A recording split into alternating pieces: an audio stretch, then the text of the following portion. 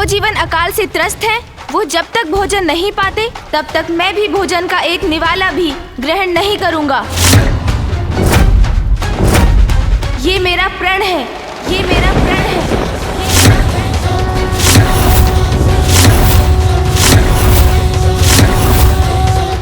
ये कैसा प्रण ले लिया गणेश ने?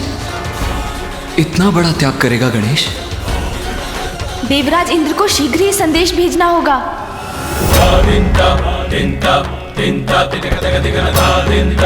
सून जी,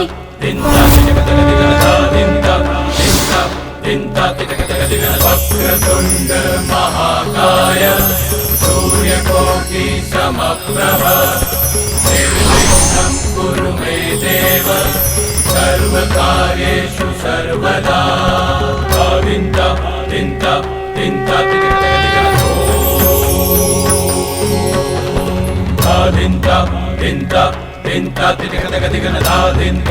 जाओ, शीघ्र देवराज इंद्र को मेरा संदेश पहुंचाओ।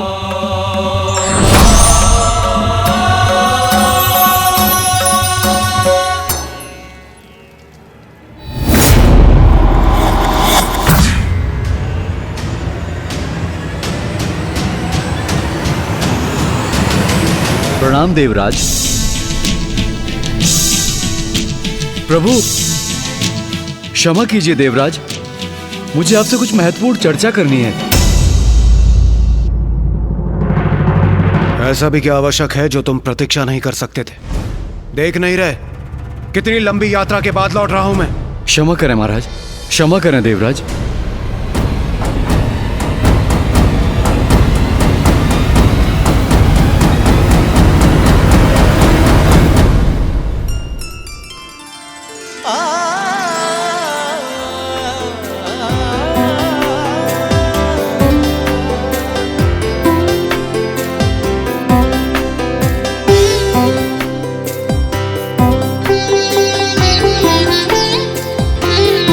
स्वामी,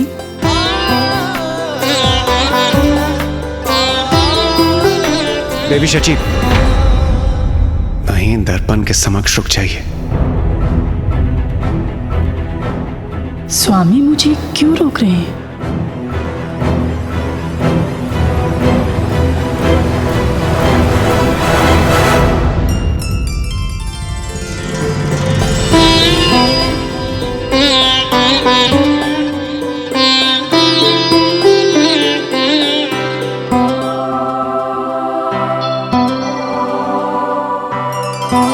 कितना समय बीत गया है ना आपके इस अनुपम सौंदर्य को निहारे। अब कहीं जाकर मुझे अवकाश प्राप्त हुआ है। स्वामी, मुझे इस सुख का आनंद लेने दीजिए प्रिय।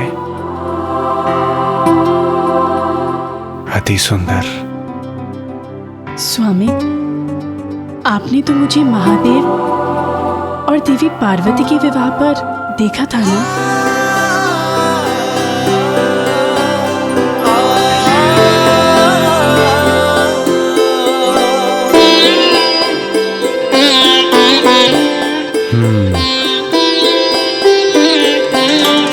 ये तो मेरा सौभाग्य है प्रिय कि महादेव और माता पार्वती के शुभता और सौंदर्यता से परिपूर्ण विवाह के अवसर पर मैं वहां उपस्थित था। किंतु वर पक्ष के सदस्य होने कारण मेरे इतने सारे दायित्व थे कि मेरा ध्यान बस उन्हीं में था। ये क्या कह रहे हैं आप स्वामी? देवराज के दायित्व तो व्यक्तिगत दायित्वों से कहीं ऊपर है। देवराज के पद के दायित्वों का इतना भार है मुझ पर कि कभी कभी मैं सोचता हूँ स्वयं के लिए मेरे पास तनिक भी समय नहीं है। एक दायित्व पूर्ण होता नहीं कि दूसरा दायित्व प्रारंभ हो जाता है। सोचता हूँ क्या देवराज का पद मैंने इसीलिए स्वीकार किया था? स्वामी, ऊंचे पद के उत्तरदायित्व भी बड़े होते हैं। ये तो आपका सौभाग्य है कि आप देवराज के इस पद पर आसीन हैं। देवी शची, बस कीजिए। ये पद, कार्यभार, उत्तरदायित्व की बातें छोड़िए ये सब कुछ। वैसे भी इतने समय बाद तो मुझे समय मिलेगा कुछ विश्राम और मनोविनोद करने का। इसे यूं ही गंवाना उचित नहीं होगा प्रिय।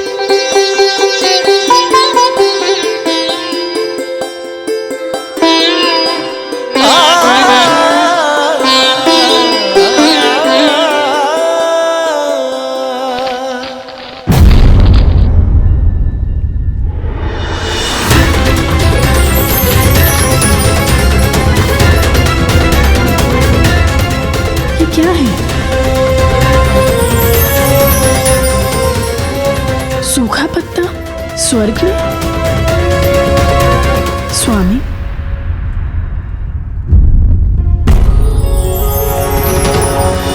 अवश्य किसी का संदेश है इस पर, अभी देखता हूं।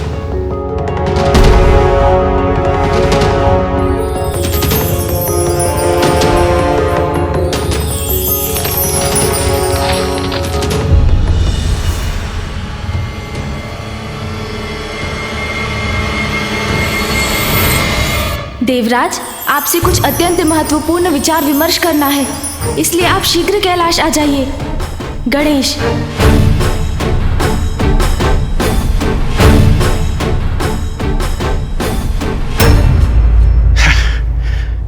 अभी अभी तो आया हूं और अभी चला जाऊं? स्वामी,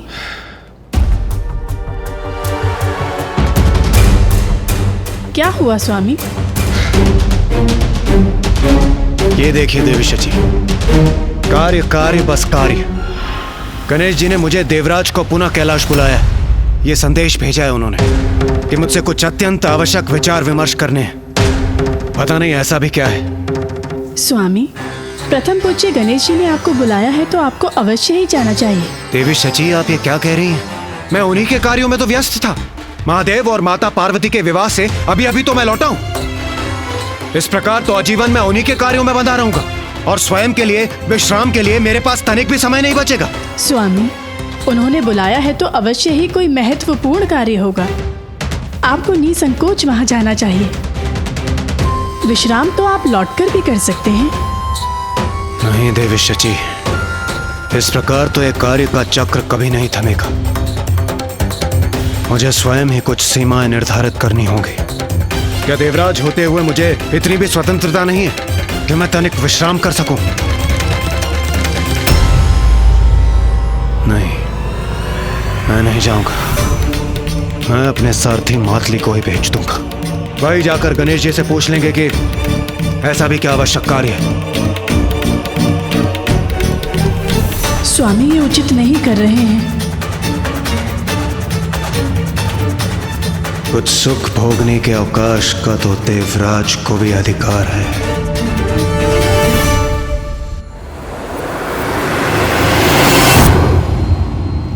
प्रणाम प्रथम पूज्य गणेश जी। प्रणाम कुमार कार्तिकेय। मैं देवराज इंद्र का सारथी मातली हूँ। उन्हीं के आदेश अनुसार आपके समक्ष उपस्थित हुआ हूँ। आप अकेले आए हैं? देवराज स्वयं नहीं आए? जी नहीं, वो बहुत थके हुए थे। उन्हीं के आदेश के अनुसार मैं आपके पास आया हूँ। मैं आपका संदेश उन तक पहुंचा दूंगा। थके हुए थे, ये कारण है उनके नहीं आने का? मातली जी, देवराज को मेरा संदेश दीजिए कि मैं उनसे अभी मिलने का इच्छुक हूँ। प्रथम पूज्य होने के नाते ये मेरा आदेश है। अवश्य प्रभु। ये कैसा अनुचित आचरण किया देवराज ने?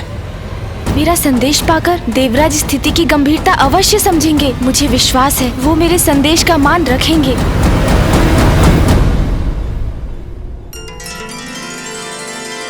आहा, अद्भुत। आज तो आपके हाथों से परोसा भोजन भी अत्यंत स्वादिष्ट प्रतीत होता है। स्वामी,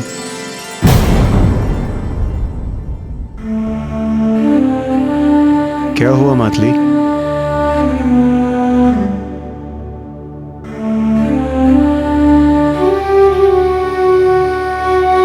देवराज को मेरा संदेश दीजिए कि मैं उनसे अभी मिलने का इच्छुक हूँ। प्रथम पूज्य होने के नाते ये मेरा आदेश है। स्वामी को गणेश जी के आदेश की अवहेलना नहीं करनी चाहिए।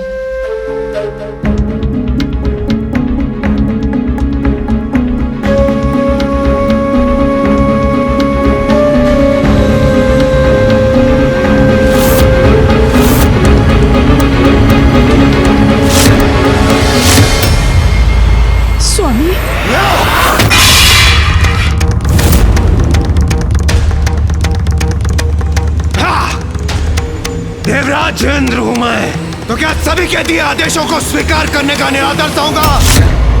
कदापि नहीं। शांत हो जाइए स्वामी। शांत नहीं होऊंगा मैं। आज ही महादेव से भेंट करूंगा मैं और इस विषय में बात करूंगा उनसे। रुक जाइए स्वामी, स्वयं को शांत कीजिए। इस बात को बढ़ाने का कोई लाभ नहीं। बात तो अब बढ़कर रहेगी देवी शची। देवराज इंद्र हूं मैं, कोई अन्य देवता मुझे आदेश दे ये मुझे कदापि स्वीकार नहीं। स्वामी, मात्र माता पार्वती और भोलेनाथ का पुत्र होने कारण हम उन्हें वो पद प्रदान कर दे जिस पद की योग्यता प्रमाणित करने के लिए उन्होंने अब तक कुछ भी नहीं किया। आपका अभिमान मेरे पुत्र के अपमान का कारण नहीं बन सकता। स्वामी का इतनी क्रोधित अवस्था में जाना उचित नहीं, किंतु उनको रोकना भी तो संभव नहीं है।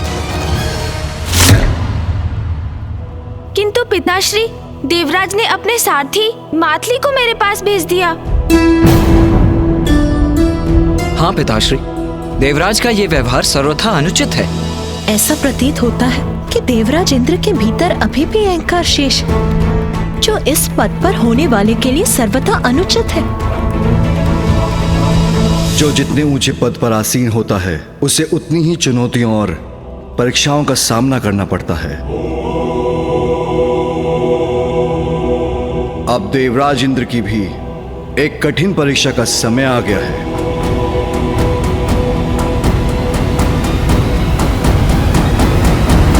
देवराज की परीक्षा?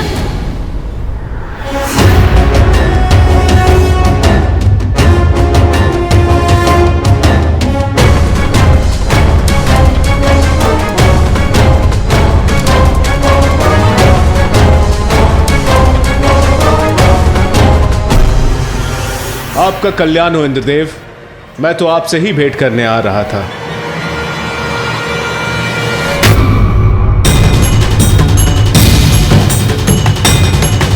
ये क्या, देवराज ने मुझे देखा तक नहीं? देवराज, देवराज सुनिए, देवराज। देवगुरु बृहस्पति। क्या हुआ देवी सची? देवराज इंद्र इतने आवेश में गए कि उन्होंने मुझे अनदेखा कर दिया, और आप इतने व्याकुल हैं। गणेश जी ने उन्हें अपने यहाँ बुलाया था।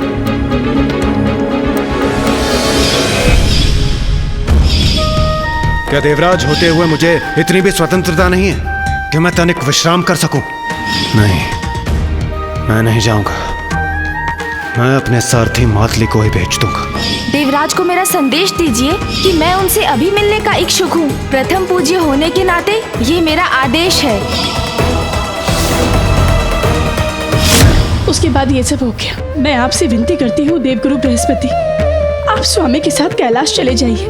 कहीं वो क्रोध में आकर कोई भूल न कर बैठे। मैं आपसे विनती करती हूँ देवगुरु, कृपया कर आप उनके साथ चले जाइए।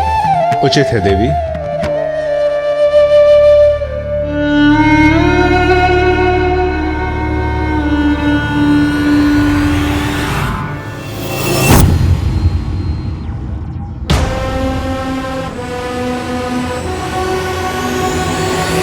देवराज हूं मैं, तो क्या बस आदेशों को स्वीकार करने का पात्र हूं? कदापि नहीं।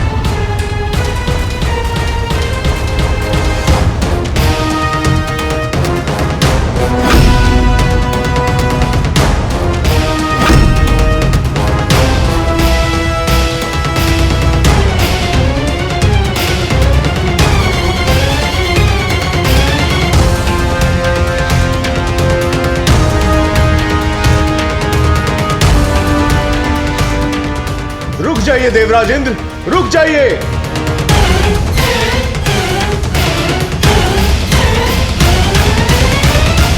देवराज रुकिए, देवराज, देवराज रुकिए।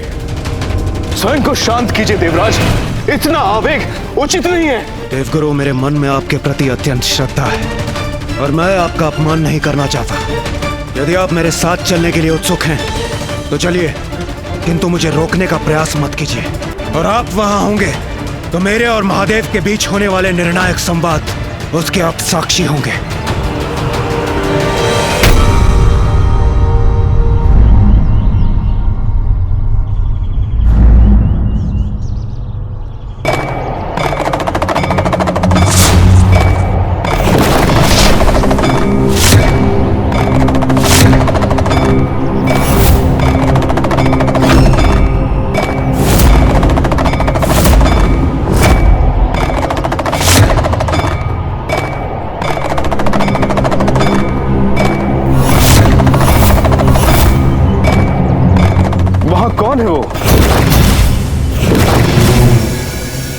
कैलाश के मार्ग में और कौन होंगे देवगुरु?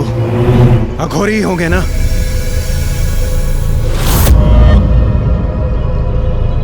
ए अघोरी, देवराज हूं मैं, हटो मेरे मार्ग से।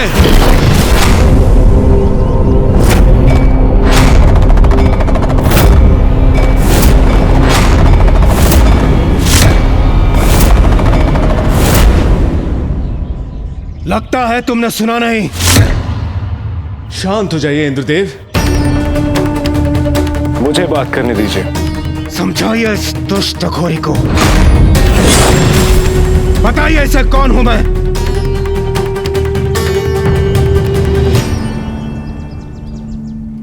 आपसे विनम्र निवेदन है, आप जो भी हैं, हमें अपने मार्ग में आगे जाने दीजिए। ये आप इससे निवेदन क्यों कर रहे हैं देवगुरु? ये मेरे मार्ग में बाधा बनने की उद्दंडता कर रहा है। ए अघोरी, तुम जानते नहीं हो मैं कौन हूं। प्रतीत होता है तुमने मेरा परिचय ठीक से सुना नहीं। इंद्र हूं मैं, देवराज इंद्र। हट जाओ मेरे मार्ग से, अन्यथा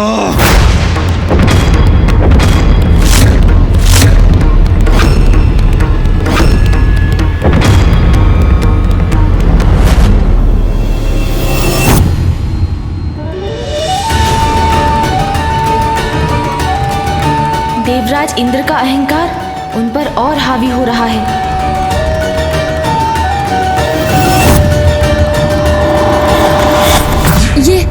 ये क्या कर रहे हैं देवराज स्वामी?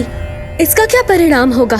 अहंकार का विष तो उसी को डसता है देवी, जिसमें वो वास करता है।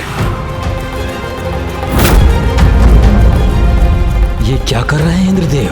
उन्हें भान भी नहीं कि वो इतने अहंकार भरे स्वर में किसका अपमान कर रहे हैं।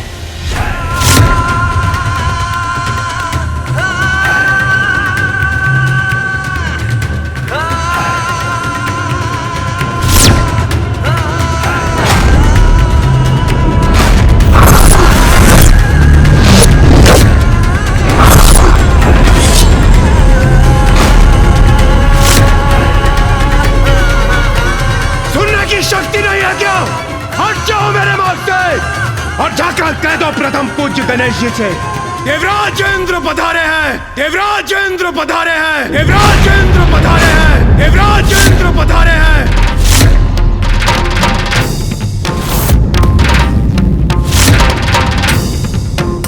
देवराज की ये अहंकार जनित उद्दंडता उचित नहीं। अहंकार व्यक्ति में ऐसा बुद्धि भ्रम उत्पन्न करता है कि वो अपने तक में ही सीमित हो जाता है और फिर उसमें किसी को भी पहचानने का सामर्थ्य नहीं रहता। देवराज स्वयं अपने पतन को निमंत्रण दे रहे हैं। तुम मेरे आदेश का उल्लंघन करने की धृष्टता कर रहे हो अघोरी। तुम्हें मेरा देवराज इंद्र का आदेश सुनाई नहीं दिया? हट जाओ मेरे मार्ग से। शांत हो जाइए इंद्रदेव, कदाचित इनका स्वास्थ्य बिगड़ा हो या उनके तन पर ऐसा कोई घाव हो जिसके कारण वो विवश हो रहे हैं। इसीलिए हमें क्रोध से नहीं, सहानुभूति का व्यवहार करना चाहिए। यदि स्वास्थ्य ठीक नहीं है या फिर कोई घाव है तो किसी वैद्य के पास जाना चाहिए। यहाँ मार्ग पर बाधा बनकर क्या ये स्वस्थ हो जाएंगे? इंद्रदेव, ये कैलाश का मार्ग है, यहाँ महादेव के अनेकों भक्त अघोरी, भूत, प्रेत, दक्ष, यक्ष, गंधर्व, देवता, पशु पक्षी सभी उनके दर्शन के लिए आते हैं और जब वो चलते चलते थक जाते हैं तो थोड़ा विश्राम कर लेते हैं। महादेव के निवास कैलाश के इस मार्ग पर यदि आपने महादेव के भक्त के साथ दुर्व्यवहार किया तो कहीं महादेव आपसे कुपित न हो जाए। वाह देवगुरु बृहस्पति, वाह! आपके मुख से भी मुझे यही वचन सुनने को मिले। महादेव का भक्त, महादेव के नियम, महादेव क्रोधित हो जाएंगे। महादेव, महादेव, महादेव, महादेव, ये सुन सुनकर थक चुका हूं मैं। कदाचित आपको यह स्मरण करने की आवश्यकता है, मैं देवराज यहाँ आने पर विवश क्यों हुआ? महादेव पुत्र के आदेश की मर्यादा रखने के लिए ना, अन्यथा मैं भी इस अघोरी के समान विश्राम कर रहा होता, किंतु यहाँ मार्ग में बाधा बनकर नहीं, अपने भवन में। इंद्रदेव, महादेव का अपमान उचित नहीं। स्मरण तो आपको रखना चाहिए। विपत्ति जब आती है मति मारी जाती है। जब देखो कैलाश का ही कोई कार्य करने पर विवश रहता हूं मैं। पहले महादेव मुझे बुला लेते थे और मुझे आना पड़ता था, और अब उनके पुत्र प्रथम पूज्य बनकर अपने आदेशों का पालन करवा रहे हैं मुझसे।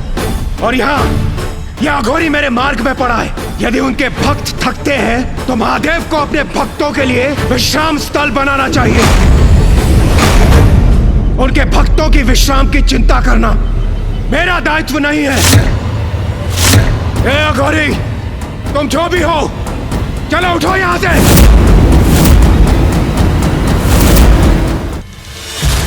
इंद्रदेव का तो जैसे स्वयं पर कोई नियंत्रण ही नहीं है। ए अघोरी, अंतिम चेतावनी दे रहा हूं मैं तुम्हें, हट जाओ मेरे मार्ग से, अन्यथा। इंद्रदेव रुक जाइए और कुछ मत कहिए।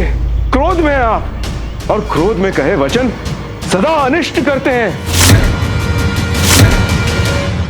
देवगुरु, मुझे रोकने के स्थान पर आप स्वयं अपने पैर से ठोकर मारकर इस दुष्ट को मेरे मार्ग से क्यों नहीं हटाते? इंद्रदेव, ये कैलाश का मार्ग है और यहाँ कुछ भी अकारण नहीं होता। यदि वो अघोरी यहाँ है तो उसके यहाँ होने का अवश्य कोई कारण होगा। वो अपने स्थान से नहीं हट रहे हैं तो रहने दीजिए। कैलाश जाने का तो एक अन्य मार्ग भी है, हम उसी पीछे के मार्ग से चले जाते हैं। आइए चलिए। देवगुरु, जो चौर्य कर्म करते हैं, अपराधी होते हैं, वो पीछे के मार्ग से जाते हैं, देवराज इंद्र नहीं। और आप मुझे मार्ग परिवर्तन करने का सुझाव दे रहे हैं, वो भी इस तुच्छ अघोरी के लिए।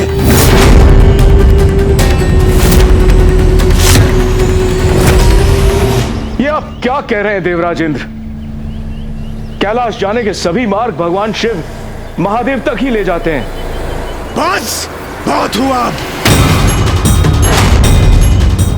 इतना कठोर स्वर, इतने रूखे वचन, ये क्या हुआ है इंद्रदेव को? देवगुरु, आप भी इस दुष्ट अघोरी की तरह मेरे मार्ग की बाधा बन रहे हैं, इसलिए आप एक और हो जाइए और मुझे स्वयं निपटने दीजिए इस तुच्छ अघोरी से।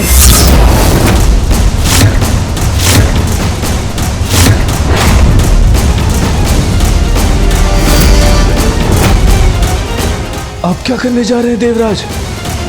देवराज हूं मैं, और मुझे मेरे आदेशों का पालन करवाना आता है।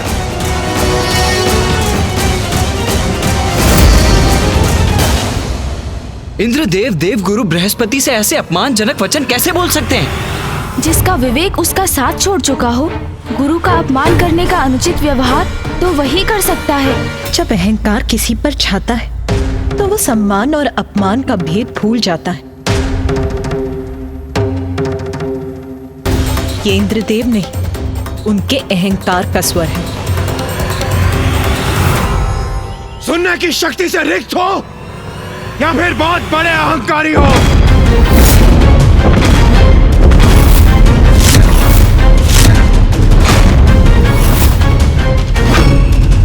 मुझे तो तुम बहुत बड़े मूर्ख प्रतीत होते हो।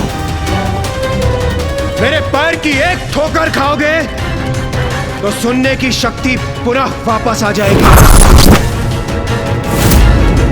तुम्हारा अहंकार चूर चूर हो जाएगा और बुद्धि भी वापस आ जाएगी।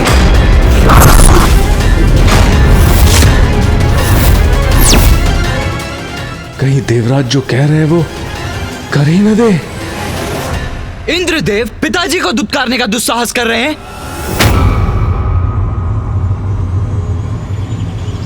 इतनी प्रभावी है तुम्हारी ठोकर तो स्वयं को ठोकर दे लो। कदाचित तुम्हारी मूर्खता का अंत हो जाएगा। तुम्हारी ठोकर से तुम्हारा कुछ भला हो जाए। ऐसे वचन नहीं, ये कोई साधारण अघोरी नहीं है। अघोरी!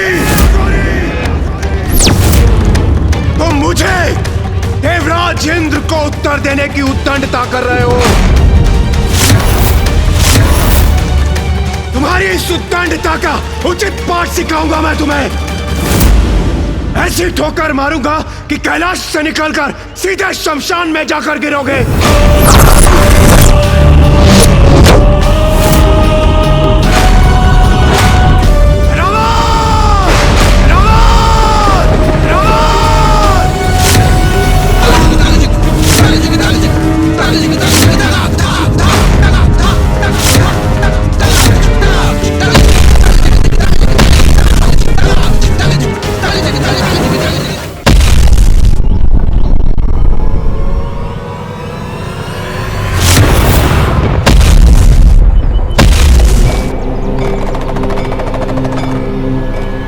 देवराज, आप ये क्या करने जा रहे हैं? मैं क्या करने वाला हूं वो अभी आपको ज्ञात हो जाएगा देवगुरु। एक बार मेरे ऐरावत को आ जाने दीजिए।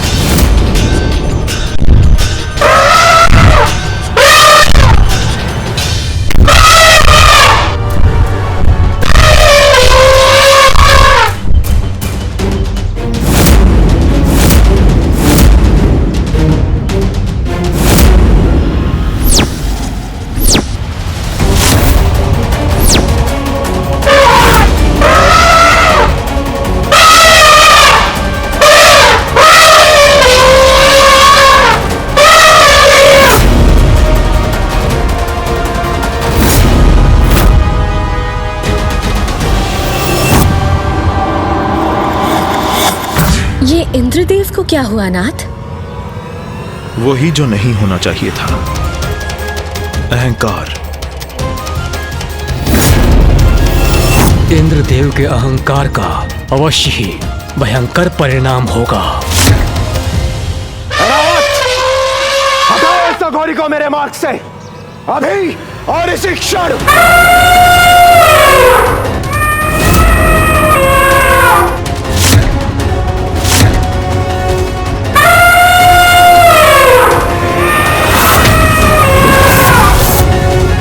तो इसलिए ऐरावत का आवाहन किया था इंद्रदेव ने। इस परीक्षा में तो असफल होते ही प्रतीत हो रहे हैं इंद्रदेव। ऐरावत, कुछ लो या ठोकर मारो, किंतु हटाओ इस अघोरी को मेरे मार्ग से, ये मेरा आदेश है।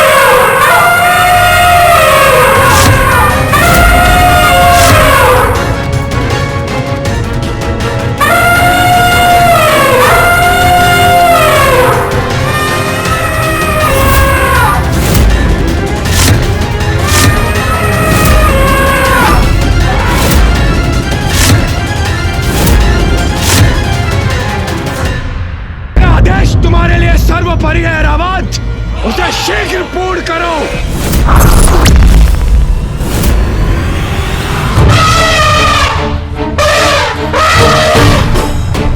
देवराज का इतना दुस्साहस,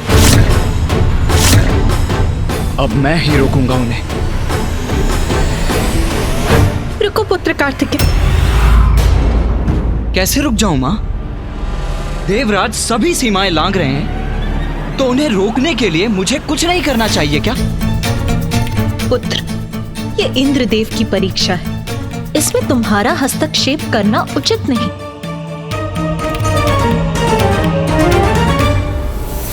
उचित है माँ।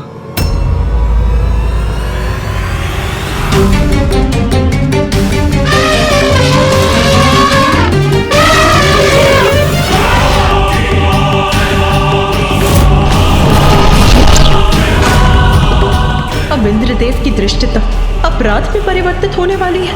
अब बात बहुत आगे बढ़ रही है। ऐरावत का पांव आगे बढ़ा तो घोर अनिष्ट होगा। इतने क्रूर कैसे बन सकते हैं देवराज?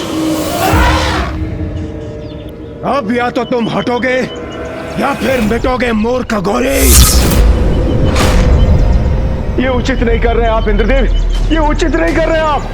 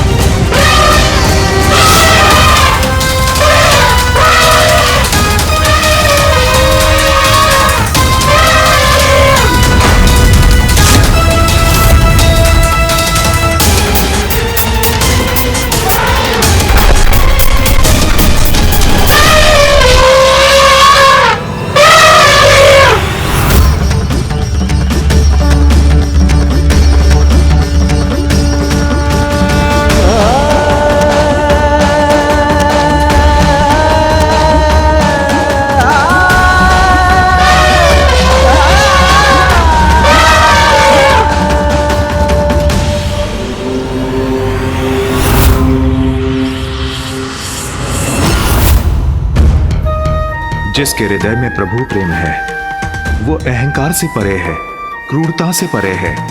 ऐरावत ऐसे ही भक्त हैं। धन्य है ऐरावत। प्रभु भक्ति से ही ऐरावत ने इतना बड़ा अनर्थ होने से रोक दिया। सेवक होते हुए भी ऐरावत जी ने इंद्रदेव को बहुत बड़े दोष से बचा लिया। सब कुशल है, यथावत है। धन्यवाद प्रभु का, जो उन्होंने इस घोर अनिष्ट को रोक दिया। किंतु इंद्रदेव को भी शांत होना चाहिए।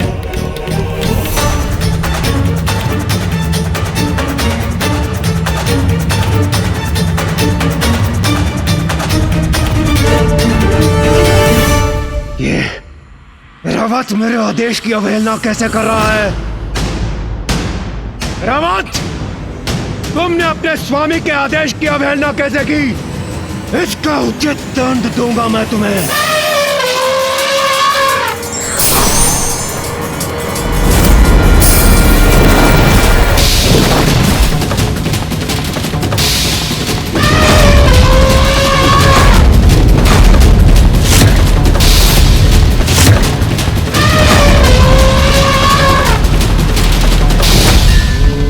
निर्बल और निर्दोष जीव जंतुओं पर आघात अत्याचार होता है, और अत्याचार शक्ति का नहीं, दुर्बलता और व्यक्ति के अंतर की रिक्तता का परिचय देता है।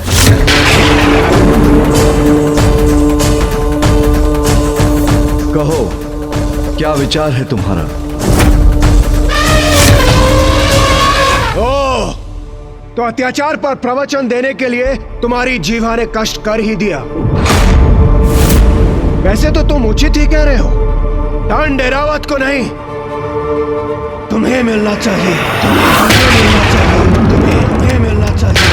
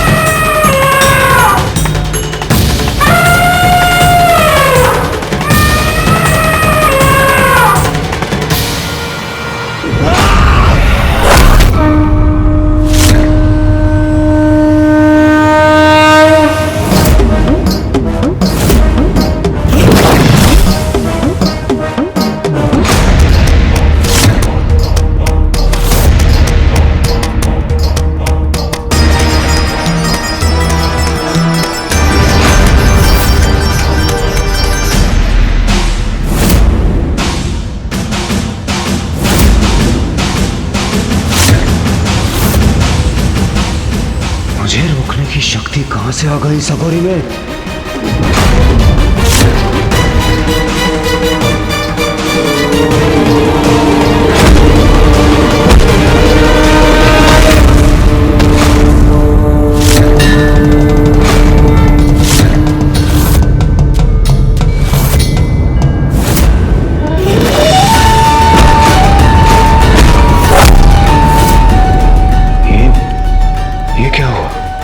दंड कैसे पकड़ लिया इसने? मुझे पीछे हटने पर विवश कैसे कर दिया? असंभव।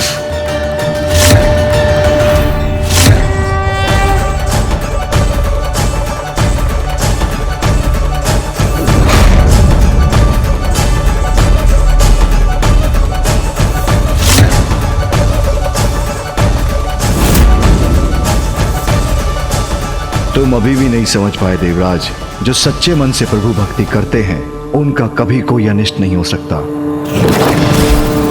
ऐसा प्रचंड और भव्य व्यक्तित्व कौन है ये अघोरी? अहंकार वो विकार है जिसके वश में आने पर व्यक्ति जो भी करता है अनुचित ही करता है और अकारण अन्य सभी जीवों को कष्ट पहुंचाता है।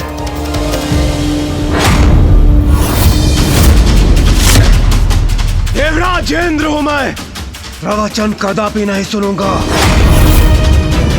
और तुम जैसे अघोरियों का भाषण तो कदापि नहीं, कदापि नहीं, कदापि नहीं।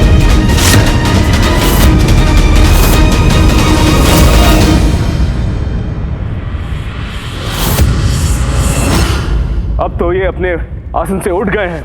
आइए हम भी जरा हटकर आगे चलते हैं।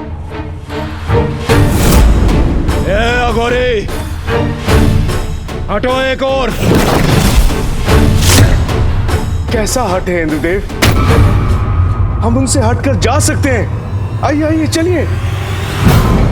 नहीं देवगुरु, एक अघोरी के लिए देवराज अपना मार्ग परिवर्तन कर ले, ये उचित नहीं है। देवराज जब अपने मार्ग पर अग्रसर होता है तो अन्य को अपने मार्ग से हटना पड़ता है। देवराज इंद्र कौन आए? सेवा के लिए होता है देवराज का पद।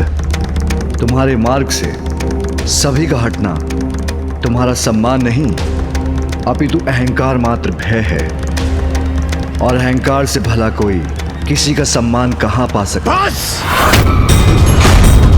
बहुत हुआ तुम्हारा प्रवचन, अब हट जाओ मेरे मार्ग से।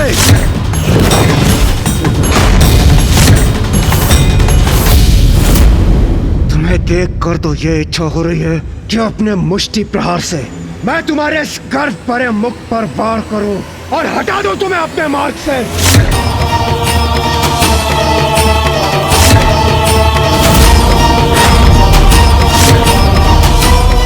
तो तुम्हें स्पर्श कर मैं स्वयं को मैला नहीं करना चाहता।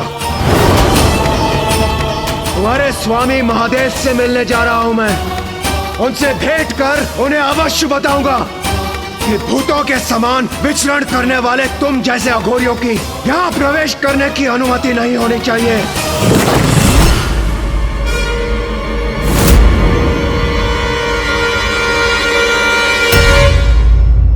तुम्हें तो धक्के मार मार कर वही भेज देना चाहिए जो तुम्हारा स्थान है।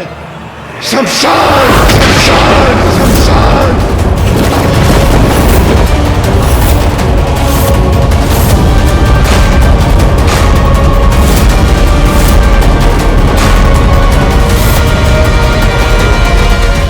इन दिव्य पुरुष को ये कैसे शब्द बोल रहे हैं इंद्रदेव? कदाचित महादेव को तुम्हें ही कुछ समय के लिए शमशान भेज देना चाहिए, वही तुम्हारे अहंकार की चिता जलेगी। बस, बस! अब तुम्हारे दुर्वचन नहीं सहूंगा मैं।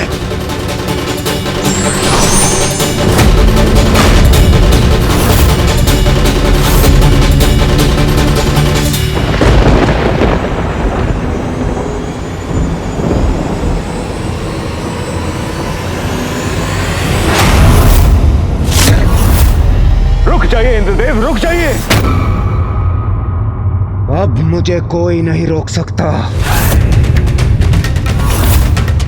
नहीं रोक सकता कोई।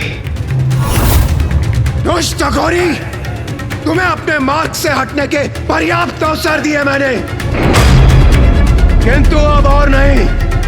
ये वृष्टि का देवता देवराज इंद्र तुम्हें अतिवृष्टि का बवंडर दिखाएगा।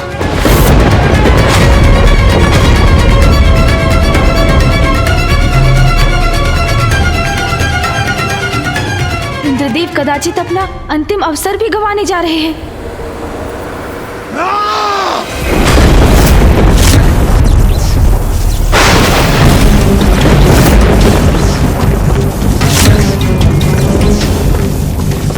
अब इंद्रदेव को अपना वास्तविक परिचय देना ही होगा मुझे।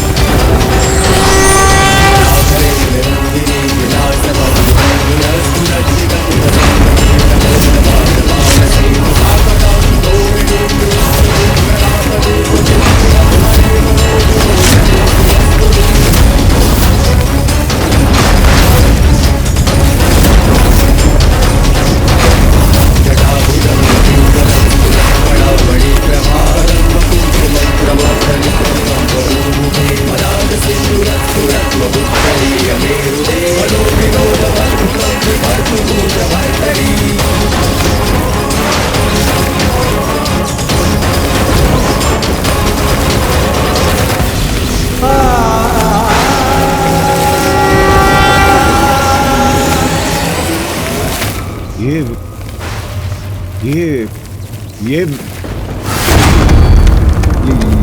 तो देवराज होकर इतना अहंकार कि जो आपके मार्ग में आए वो स्वयं शीश झुकाकर हट जाए।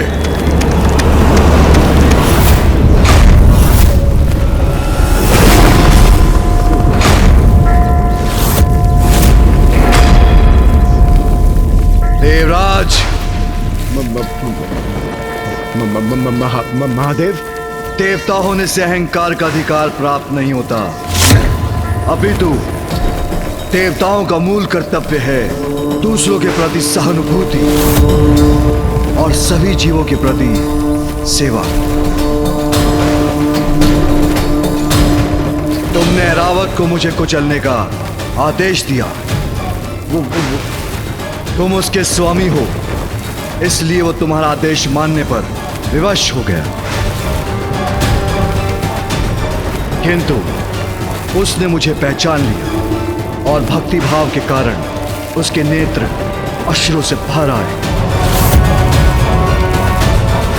किंतु तुम्हारे नेत्र, उन पर तो अहंकार का आवरण था।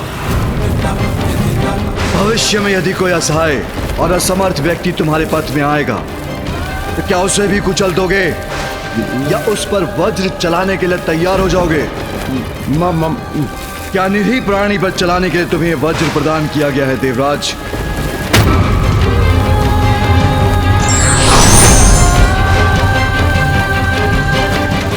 नहीं, तुम्हारे जैसे अहंकारी का देवराज के पद पर स्थापित होना उचित नहीं। संसार को तुम्हारे जैसे देवराज की आवश्यकता नहीं। तुम्हें मिटना होगा, तुम्हें मिटना ही होगा देवराज, तुम्हें मिटना ही होगा देवराज।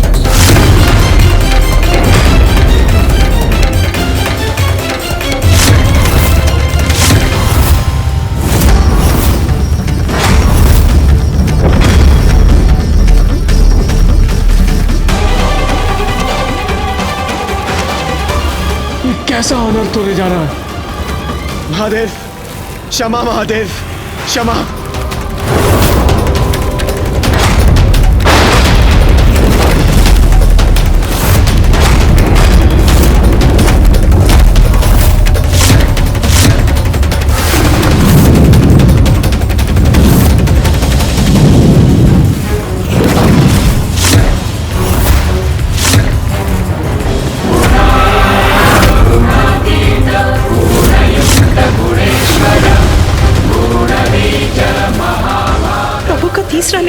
होने वाला है। अर्थात अब इंद्रदेव सुरक्षित नहीं।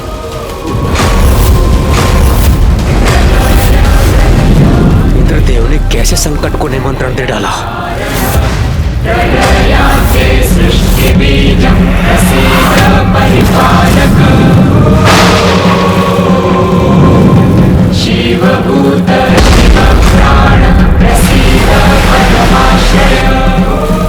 महादेव की क्रोधाग्नि से अपना बचाव कैसे करूं मैं?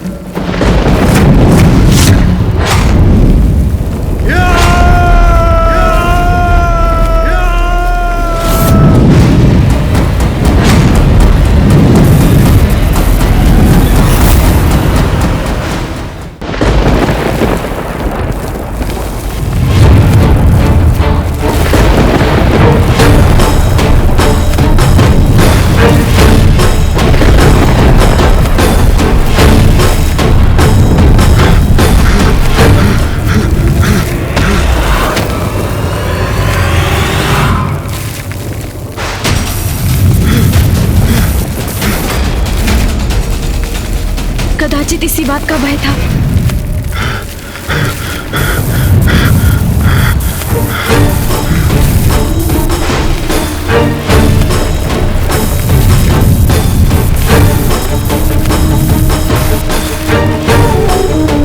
सभी पा रही है महादेव की क्रोधाग्नि।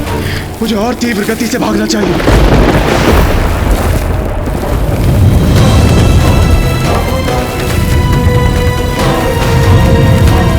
अहंकार में मैं ये क्या कर बैठा?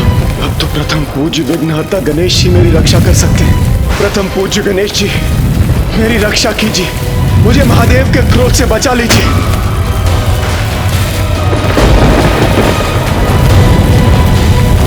मेरी रक्षा कीजिए प्रथम पूज्य गणेश जी। पिताश्री को शांत कराइए माँ। अहंकार के लिए क्या इंद्रदेव को इतना बड़ा दंड देना उचित है? हाँ माता। माता पार्वती, कुमार कार्तिकेय, गणेश जी मेरी रक्षा कीजिए, रक्षा कीजिए मेरी। इसका अनुमान तो मुझे भी नहीं था पुत्र कि प्रभु इतने क्रोधित हो जाएंगे, किंतु उनके द्वारा दोषियों को दंड देने में मैं हस्तक्षेप नहीं कर सकती। भैया, फिर तो हमें ही कुछ करना होगा। पिताश्री को शांत करने का प्रयत्न कर उनसे इस क्रोधाग्नि को लौटाने का आग्रह करना होगा। उचित कह रहे हो तुम।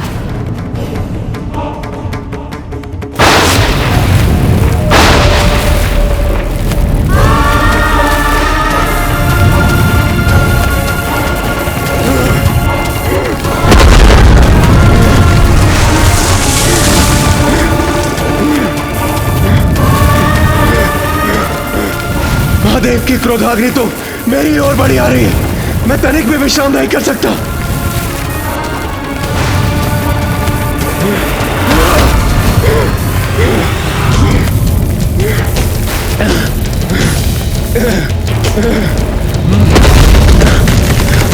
अब कदाचित मेरी रक्षा संभव नहीं।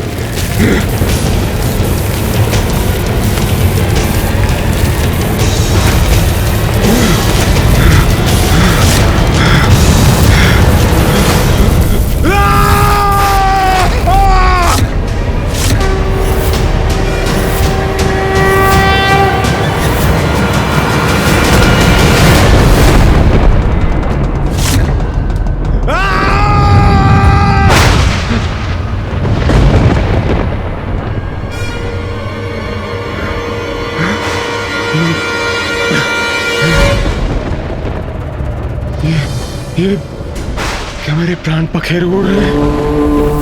क्या मेरा अंत हो चुका है? अभी तक तो नहीं इंद्रदेव। मेरा अंत नहीं हुआ? यदि मेरा अंत नहीं हुआ तो क्या हुआ है मेरे साथ? और महादेव की क्रोधाग्नि, उससे मेरी रक्षा किसने की?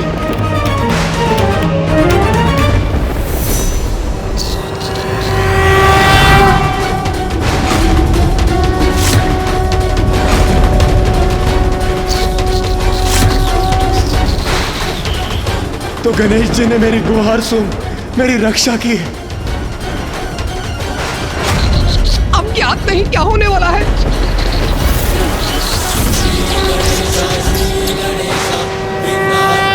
गणेश जी, मेरे प्राणों की रक्षा करने के लिए कोटि कोटि धन्यवाद।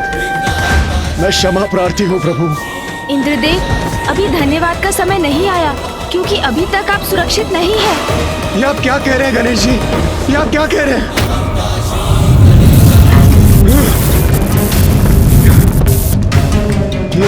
ये क्रोधाग्नि तो अभी भी मेरा पीछा कर रही है। गणेश जी, वो देखिए, महादेव की क्रोधाग्नि। कृपया कुछ कीजिए गणेश जी, मेरी रक्षा कीजिए, कृपया कुछ कीजिए। अब याद नहीं क्या होने वाला है।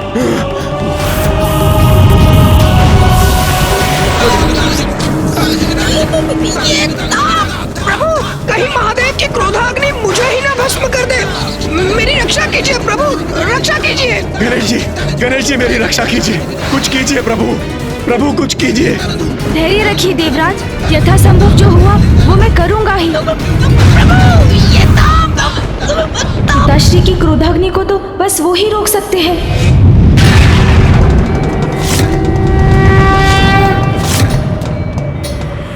पिताश्री,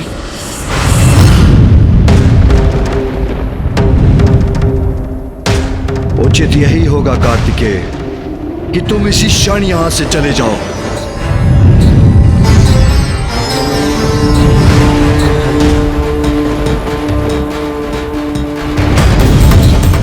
पिताजी का ये भीषण क्रोध तो अनर्थकारी हो सकता है। शांत हो जाइए पिताश्री, कृपा कीजिए,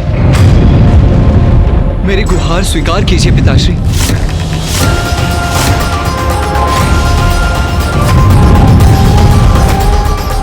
पिताजी, इंद्रदेव ने जो किया बहुत अनुचित किया, किंतु क्या उनके अहंकार का इतना बड़ा दंड देंगे उन्हें?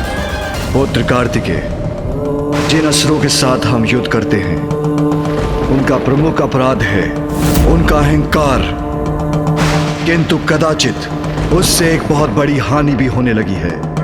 देवताओं में अहंकार भरने लगा है, और यदि ऐसा है तो उन्हें भी दंड तो अवश्य मिलना चाहिए।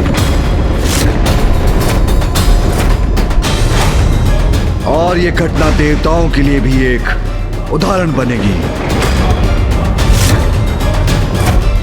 पिताजी, इंद्रदेव को क्षमा कर दीजिए, ये बहुत बड़ा दंड है, और कहीं इसके कारण गणेश को क्षति ना पहुंच जाए।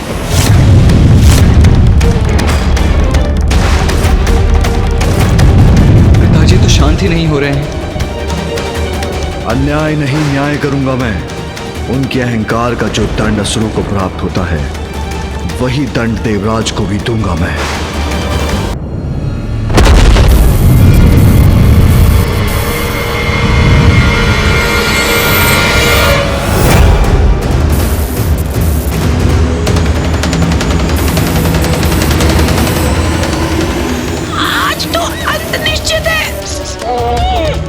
इस प्रकार तो मूषक जी पर आरूढ़ होकर हम पिताश्री की क्रोधाग्नि को पीछे नहीं छोड़ सकेंगे। मुझे इंद्रदेव को अधिक से अधिक समय तक सुरक्षित रखने का कोई और उपाय करना होगा। प्रभु, बताइए आप। इंद्रदेव, मुझे पकड़ कर रखिएगा। मूषक जी, मैं जो कहूँ वो करते जाइए आप। उचित है प्रभु। नीचे बढ़िए मूषक जी। जी प्रभु। परंतु प्रभु, हम इससे कब तक रक्षित रहेंगे?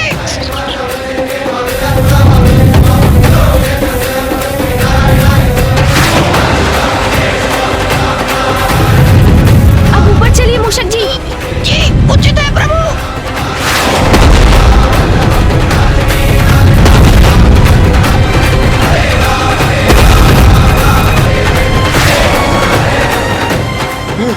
गणेश जी, महादेव की क्रोधाग्नि तो अभी भी मेरा पीछा कर रही है। पिताश्री के तीसरी नेत्र से उत्पन्न हुई अग्नि को तो समस्त संसार में कोई नहीं रोक सकता देवराज। मैं केवल आपको अधिक से अधिक समय तक सुरक्षित रखने का प्रयास ही कर सकता हूँ देवराज। तो क्या मेरी रक्षा असंभव है?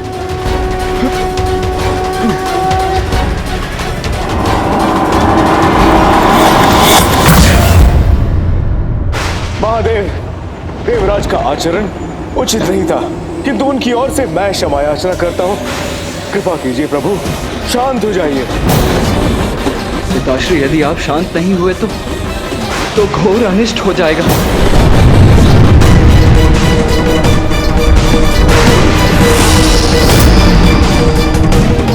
प्रकृति आपकी क्रोधाग्नि से प्रभावित हो रही है पिताश्री।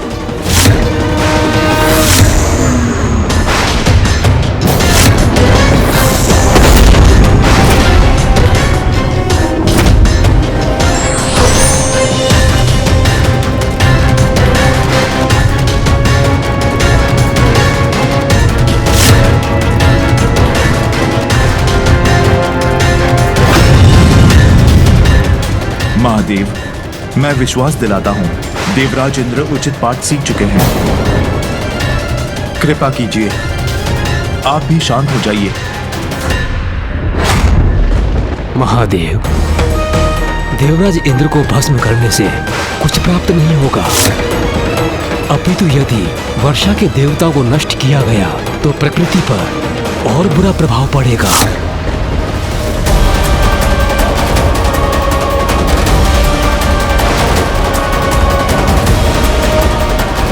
क्या करूं मैं?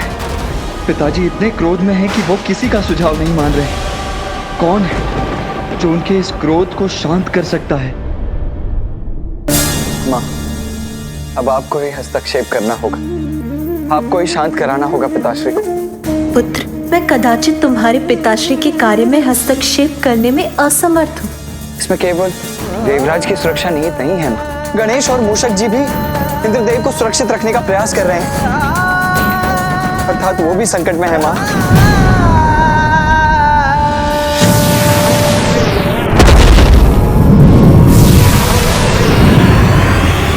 यदि इंद्रदेव को कुछ हुआ तो समस्त संसार पर अनिष्ट की छाया पड़ जाएगी।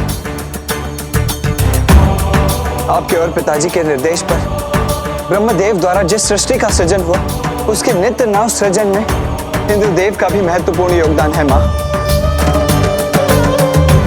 यदि उन्हें कुछ हुआ तो सृष्टि का सृजन चक्र भी नष्ट हो जाएगा माँ। इंद्रदेव अष्ट दिक्पाल के अध्यक्ष हैं। यदि उन्हें कुछ हुआ तो सर्वनाशी परिणाम होंगे माँ। माँ, जिसके संकेत तो अभी से दिखाई देने लगे।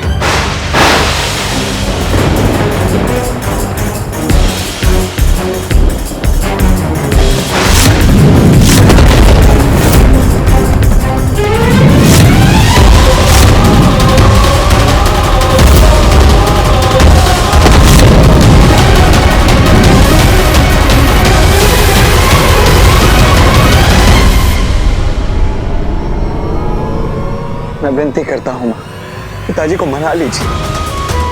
उन्हें शांत करने के लिए आपको ही कुछ करना होगा माँ।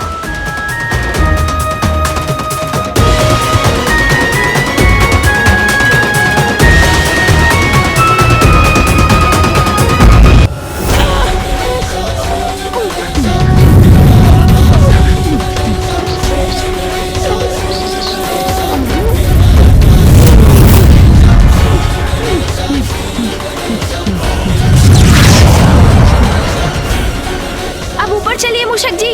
उचित है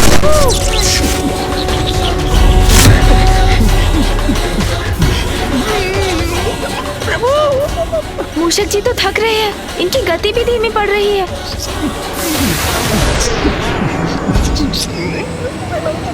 अपना वेग कम मत कीजिए, अपनी तीव्रता बढ़ाइए मूषक जी। प्रभु, आप स्वयं भी इस संकट में फंस गए हैं और मुझे भी फंसा दिया। महादेव के क्रोधाग्नि से तो अब हमारा बचना असंभव है। आपने इंद्रदेव को उनका दंड क्यों नहीं भुगतने दिया? नहीं मूषक जी, ये आप क्या कह रहे हैं? मूषक जी, आप अपना ध्यान बस अपने वेग पर लगाइए, शीघ्र चलिए। जी प्रभु। और इंद्रदेव, आपके समक्ष आपकी रक्षा का मात्र अब एक ही उपाय है, और वो उपाय है महादेव। महादेव, महादेव, मुझे क्षमा कर दीजिए। मैं अहंकार के वश में कभी नहीं आऊंगा प्रभु। प्रभु, मैं आपको वचन देता हूँ। प्रभु, मुझे क्षमा कर दीजिए।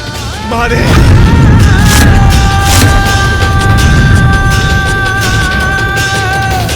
महादेव, महादेव, मेरी याचना स्वीकार कर लीजिए। मुझे क्षमा कर दीजिए प्रभु, मुझसे बहुत बड़ी भूल हुई है। प्रभु, मेरी गुहार स्वीकार कर लीजिए, स्वीकार कर लीजिए प्रभु, मुझे क्षमा कर दीजिए।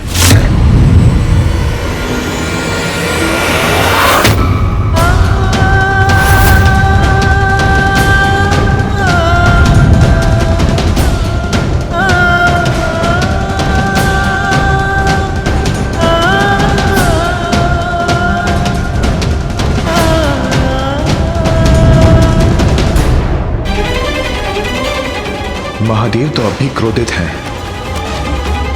कदाचित महादेव ने इंद्रदेव की क्षमा याचना स्वीकार नहीं की, अर्थात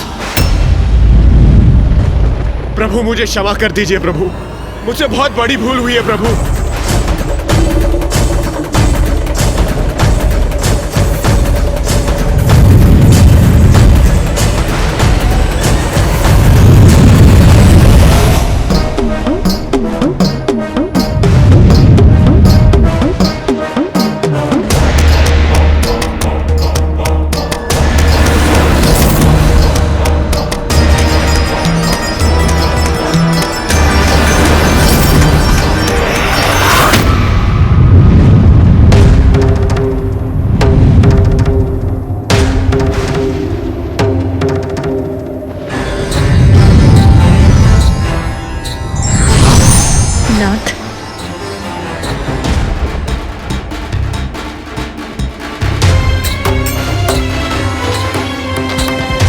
परीक्षा परीक्षार्थी के अच्छे परिवर्तन के लिए होती है, उसके अंत के लिए नहीं। मैं आपसे विनती करती हूँ नाथ, इंद्रदेव अपनी भूल स्वीकार कर चुके हैं, अब आप भी शांत हो जाइए।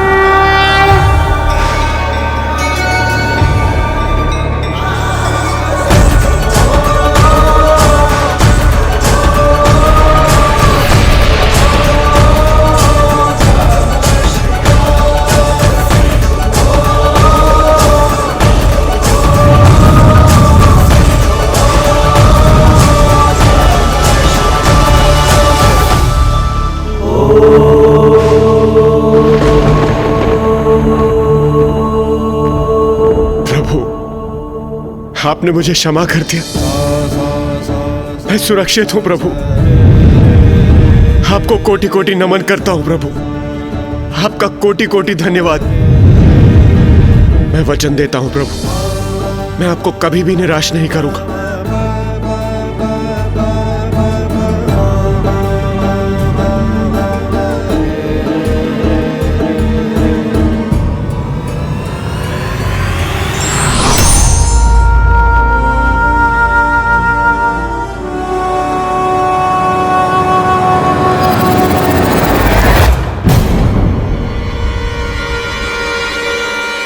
पिताश्री की क्रोधाग्नि तो बहुत निकट आ चुकी है।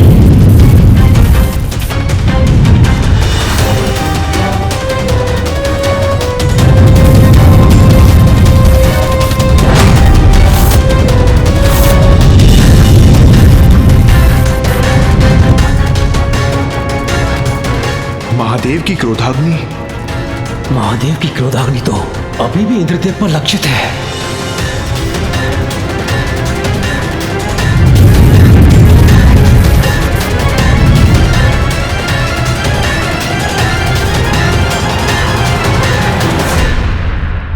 पिताश्री, आपका क्रोध शांत हो गया है, अब तो अपनी क्रोधाग्नि को रोक दीजिए। हाँ हाँ प्रभु, हाँ मान जाइए प्रभु।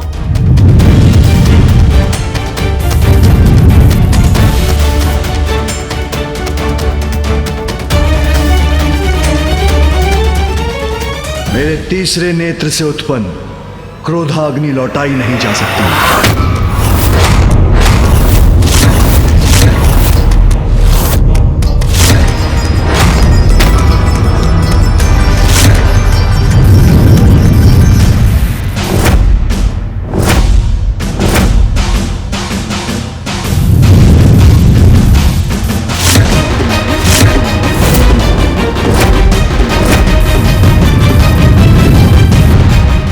महादेव की क्रोधाग्नि मुझे लीलने वाली है। कदाचित यही मेरी नियति है।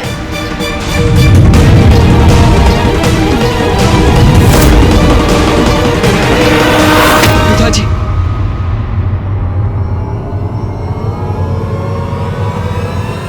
माता, आप भी मुझे क्षमा कर दीजिए और मुझ पर एक और उपकार कीजिए। मेरी पत्नी देवी शची तक मेरे अंतिम संदेश के रूप में मेरे सभी दोषों की क्षमा याचना पहुंचा दीजिए माता।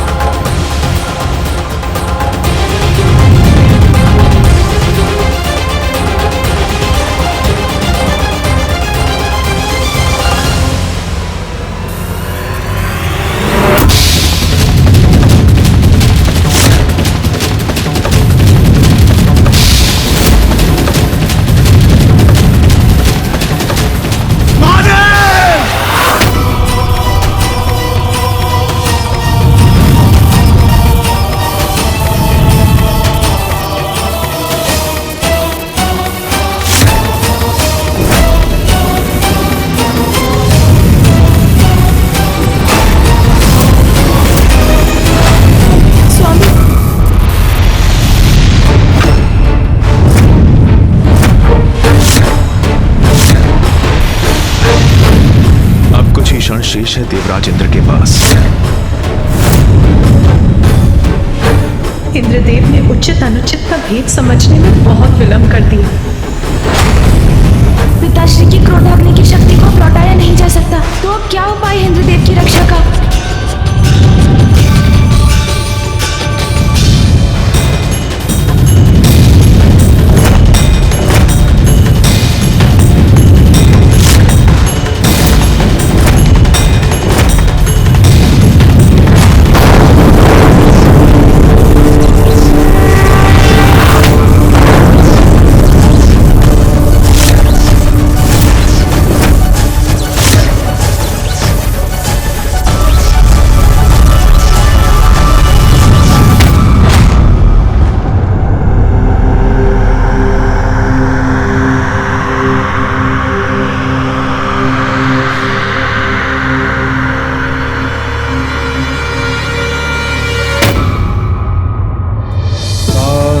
महादेव की क्रोधाग्नि मुझसे नहीं टकराई।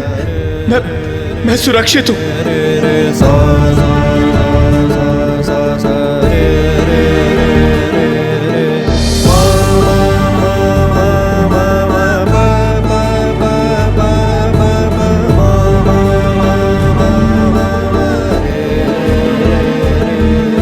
देवराज रक्षित हो गए। उचित समय पर पिताश्री ने अपनी ऊर्जा से क्रोधाग्नि को पीछे धकेल दिया। देवाधिदेव महादेव की दया उनके क्रोध से कहीं बढ़कर है। महादेव की लीला महादेव ही समझ सकते हैं। धन्य है आप पिताश्री, आपने अपनी क्रोधाग्नि की दिशा मोड़कर उसकी मर्यादा भी रखी और इंद्रदेव के प्राणों की रक्षा भी कर ली। प्रभु, आपने मुझे क्षमा कर दी, मेरी रक्षा की आपने। मैं कृतार्थ हुआ प्रभु। आपको कोटि कोटि नमन करता हूं प्रभु। ओम नमः शिवाय, ओम नमः शिवाय, ओम नमः शिवाय।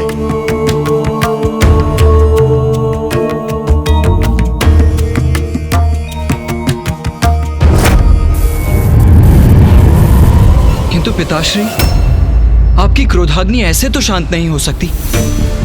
जब तक किसी को लक्षित नहीं करेगी तब तक ये शांत नहीं होगी।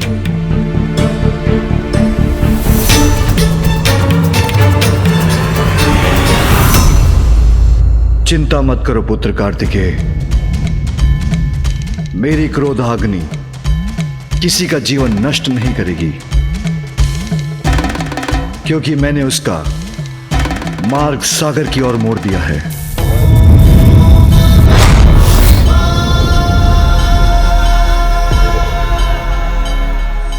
अद्भुत पिताश्री, अद्भुत। आपका न्याय उचित है स्वामी। दोषी देवराज उचित पाठ भी सीख गए और उनको क्षति भी नहीं पहुंची। अब सब यथावत है, सब कुशल है। धन्य है पिताश्री। महादेव की क्रोधाग्नि का कुछ न कुछ भयंकर परिणाम तो होकर ही रहेगा। ये कैसा अनर्थ हो रहा है?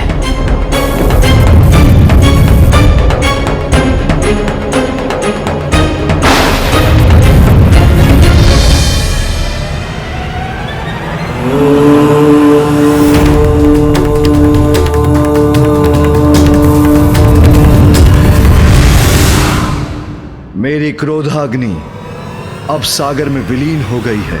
ये शुभता के लक्षण नहीं है। इस सृष्टि पर अवश्य ही कोई नया संकट लेकर आएगा।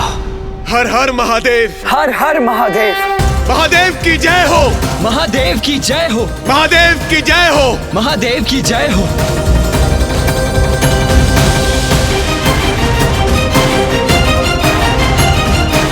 इंद्रदेव को क्षमा करना आपकी उदारता का उदाहरण है स्वामी। ये महादेव ने क्या कर दिया? उनकी क्रोधाग्नि जल से शांत नहीं होगी। अभी तो मुझे शंका है कि जल और अग्नि दो विपरीत तत्व एक साथ आएंगे तो कोई ना कोई विचित्र अप्राकृतिक संकट जन्म लेगा। मुझे महादेव को अभी सचेत करना होगा। महादेव तो निश्चिंत होकर कैलाश लौट रहे हैं।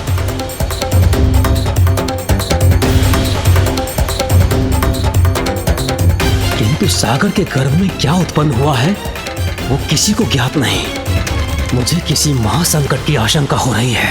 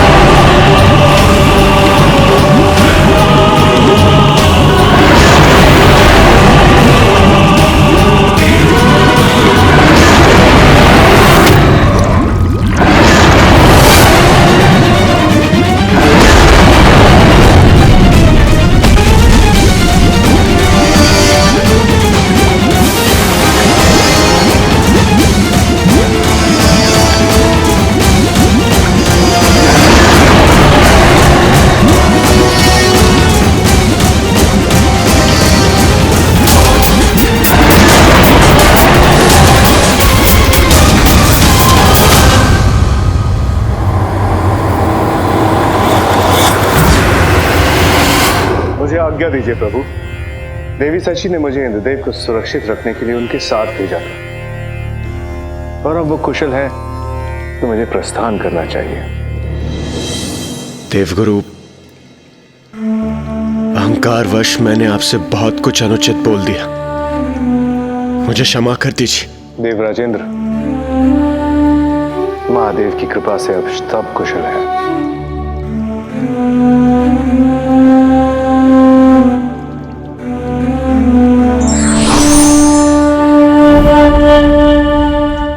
गणेश जी, मुझे ज्ञात नहीं मुझ पर किसके कुछ से छाया पड़ गई थी जो आपके बुलाए जाने पर मैंने अपने सारथी माथली को भेजने की धृष्टता की। मुझे क्षमा कर दीजिए प्रभु, क्षमा कर दीजिए मुझे।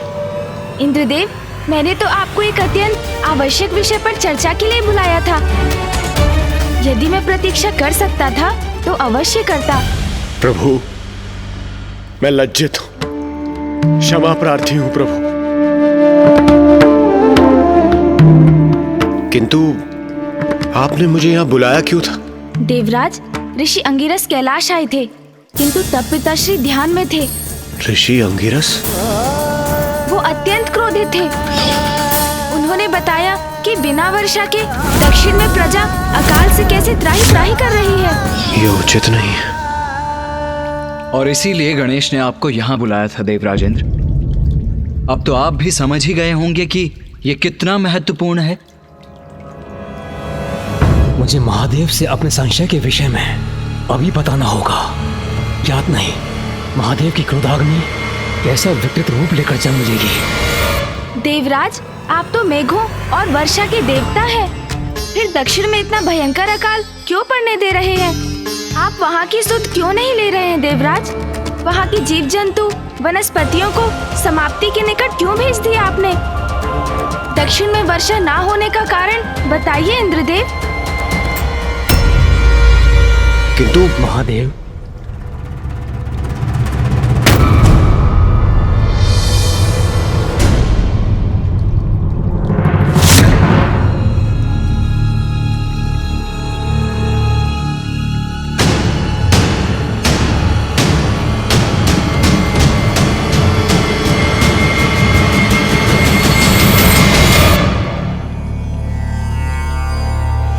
महादेव, ये बहुत बड़ी चिंता का विषय है। हमें अभी चर्चा करनी होगी।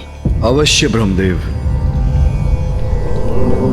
गणेश भी उसी चिंता का समाधान ढूंढने का प्रयत्न कर रहा है। गणेश भी समाधान ढूंढ रहे हैं, अर्थात उन्हें भी सागर में उपस्थित संकट का आभास है। हाँ फूफा जी, मैं इंद्रदेव से अभी दक्षिण के अकाल की चिंता पर ही विचार कर रहा था। दक्षिण में अकाल? आप भी विराजिए फूफा जी। कदाचित ये उचित समय नहीं होगा उस प्रसंग के विषय में वार्ता करना। मुझे इसके लिए प्रतीक्षा करनी होगी।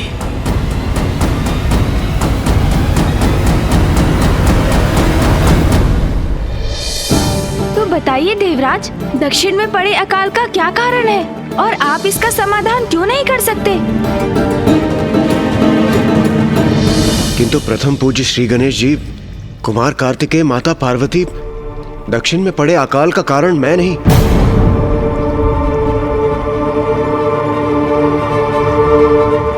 ऋषि अगस्त्य है।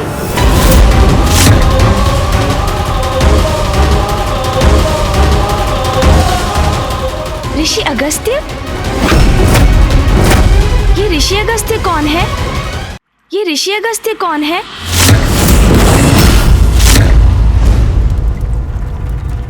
और वो अकाल का कारण कैसे बन गए? तुम्हारे इन प्रश्नों का उत्तर मैं दूंगा गणेश।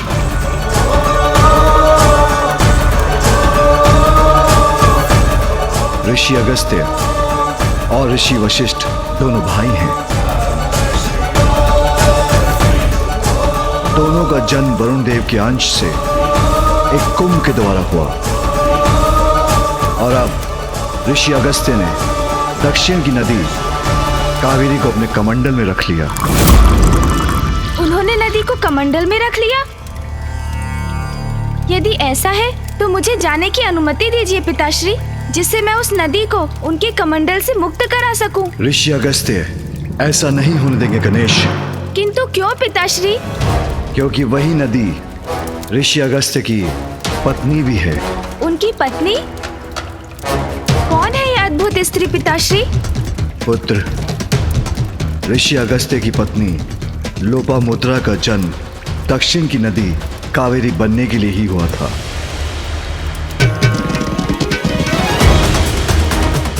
किंतु लोपामुद्रा की नदी होने के बाद ऋषि अगस्त्य ने उन्हें अपने कमंडल में स्थित कर लिया और स्वयं ध्यान मग्न हो गए, जिससे नदी उनके कमंडल में बंद कर रह गई। किंतु पिताश्री, ऐसी अवस्था में कोई ऋषि अगस्त्य को जाकर उन्हें कावेरी को उनके कमंडल से मुक्त कराने के लिए क्यों नहीं कह सकता?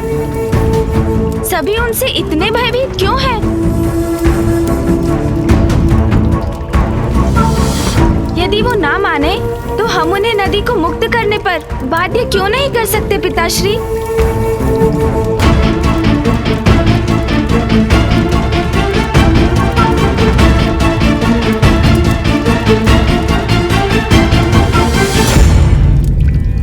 क्योंकि गणेश, ऋषि अगस्त्य की महिमा हम सभी देवताओं से भी कहीं अधिक है। किंतु भैया वो आपसे अर्थात देव सेनापति कुमार कार्तिकेय से अधिक महिमामयी तो नहीं हो सकते। मुझसे कहीं अधिक महान है, गुरु है मेरे।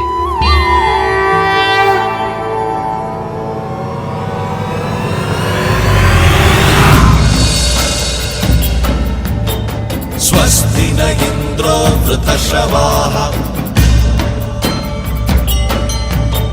स्वस्ति न पूषा विश्ववेदाः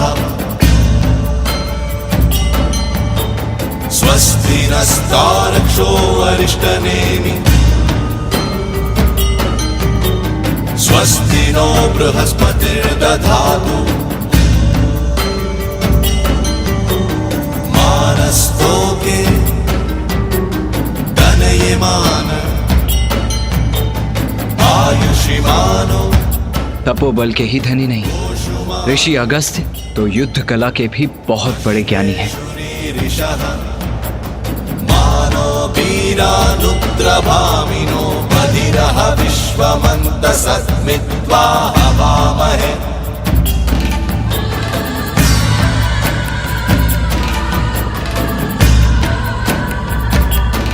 ऋषिवर, मैं आपके आश्रम आपसे शिक्षा प्राप्त करने हेतु आया हूँ।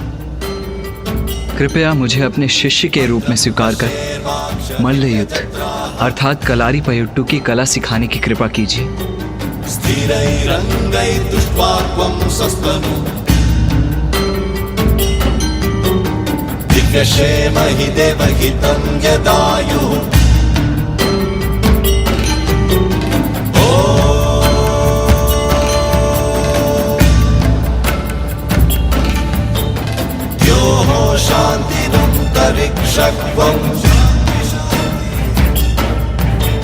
शांति पृथ्वी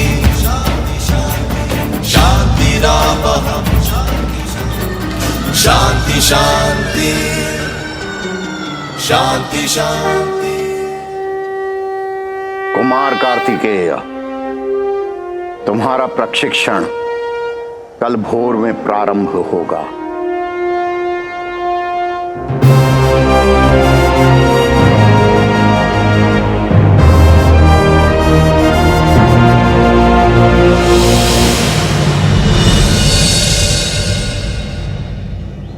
सर्वप्रथम सूर्य नमस्कार। जो आज्ञा गुरुवर।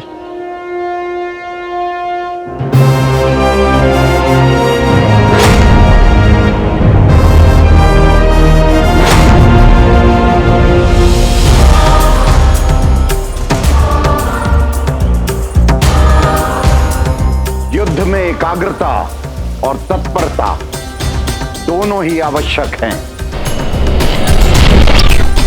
जी गुरुवर।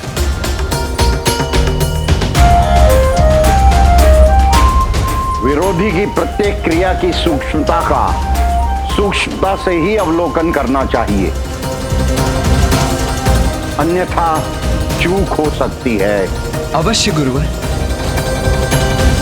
क्रिया को पुनः दोहराने से अभ्यास होता है, इसलिए पुनः करिए।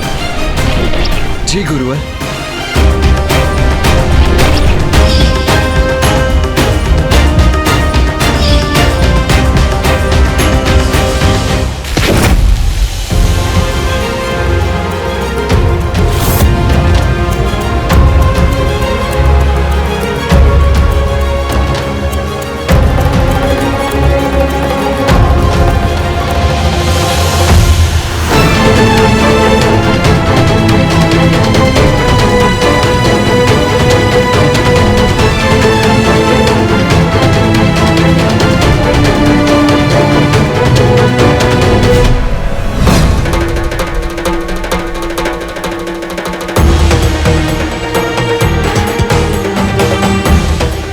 प्रयत्न करिए।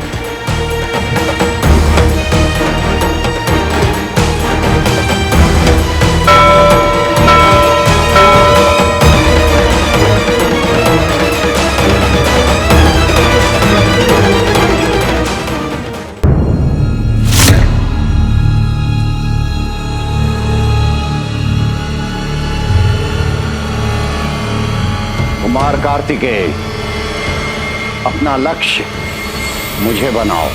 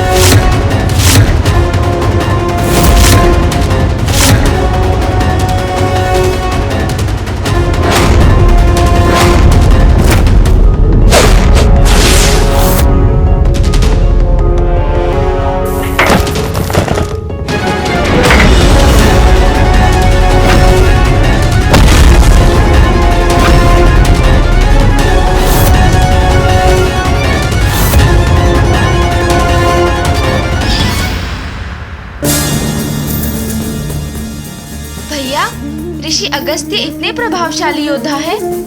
हाँ गणेश, मैं अति भाग्यशाली हूँ कि मुझे ऋषि अगस्त्य जैसे गुरु मिले। उनकी प्रतिभा के बारे में जानकर तुम भी अचंभित रह जाओगे। तो बताइए ना भैया, फिर क्या हुआ?